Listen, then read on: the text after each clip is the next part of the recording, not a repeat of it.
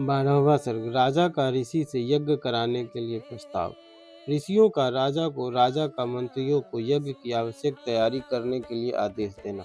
तदंतर बहुत समय बीत जाने के पश्चात कोई परम मनोहर दोष रहित समय प्राप्त हुआ।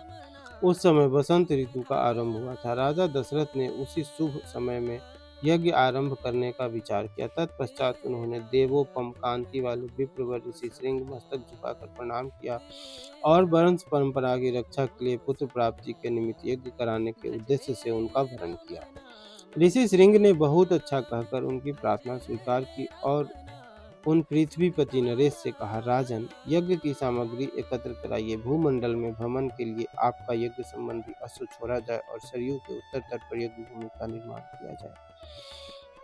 तब राजा ने कहा, सुमंत्र, तुम शीघ्र ही वेद विद्या के पारंगत ब्राह्मणों और ब्रह्मवादी ऋत्विजों को बुला ले आओ। सुयज्ञ, वामदेव, जावाली, कश्यप, पुरोहित, वशिष्ठ तथा अन्य जो श्रेष्ठ ब्राह्मण हैं उन सबको बुलाओ। तब शीघ्रगामी सुमंत तुरंत जाकर वेद विद्या के पारंग में उन समस्त ब्राह्मणों को बुलाया गया। धर्मात्मा राजा दशरथ ने उन सबका पूजन किया और उनमें धर्म तथा अर्थ से युक्त मधुर वचन कहा। महर्षियों, मैं पुत्र के लिए निरंतर संतप्त रहता हूँ। उसके बिना इस राज्य आदि से भी मुझे सुख नहीं मिलता। अतः मैंने यह विचार किया है कि पुत्र के लिए अश्वमेध यज्ञ का अनुष्ठान। इसी संकल्प के अनुसार मैं अश्वमेध यज्ञ का आरंभ करना चाहता हूँ। मुझे विश्वास है कि ऋषि पुत्र श्रृंग ऋषि के प्रभाव से मैं अपनी संपूर्ण कामनाओं को प्राप्त कर लूंगा। राजा दशरथ के मुख से निकले हुए इस वचन की बात शिष्ट आदि सब ब्राह्मणों ने साधु साधु कहकर बड़ी सराहना की। इसके बाद ऋषि श्रृंग आदि सब महर्षियों ने उस समय राजा दशरथ से पुनः यह बात कही, महाराज, यज्ञ सामग्री का संग्रह किया जाए, यज्ञ संबंधी अश्व छोड़ा जाए तथा सरयू के उत्तर तट पर यज्ञ भूमि का निर्माण किया जाए।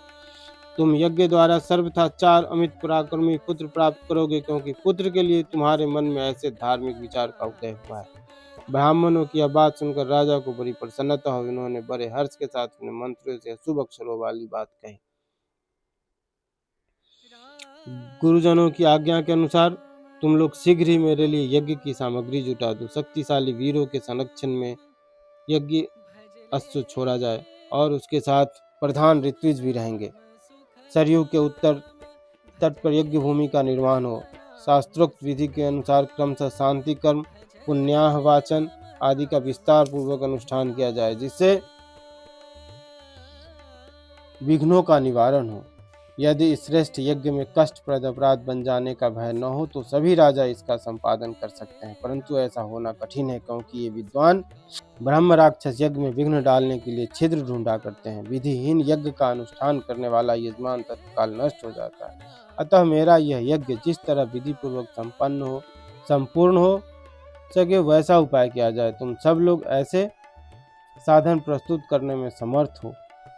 तब बहुत अच्छा कहकर सभी मंत्रियों ने राजेश्वर दशरथ के उस कथन का आदर किया और उनकी आज्ञा के अनुसार सारी व्यवस्था की। तत्पश्चात उन ब्राह्मणों ने भी धर्मज्ञ निर्श्रेष्ठ दशरथ की प्रशंसा की और उनकी आज्ञा पाकर सब जैसे आए थे वैसे ही फिर चले गए।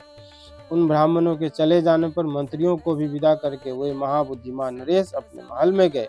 इस प्रकार श्री वाल्मीकि निर्मित आर्ष रामायण आदि का बाल काल में 12वां सर्ग पूरा हुआ।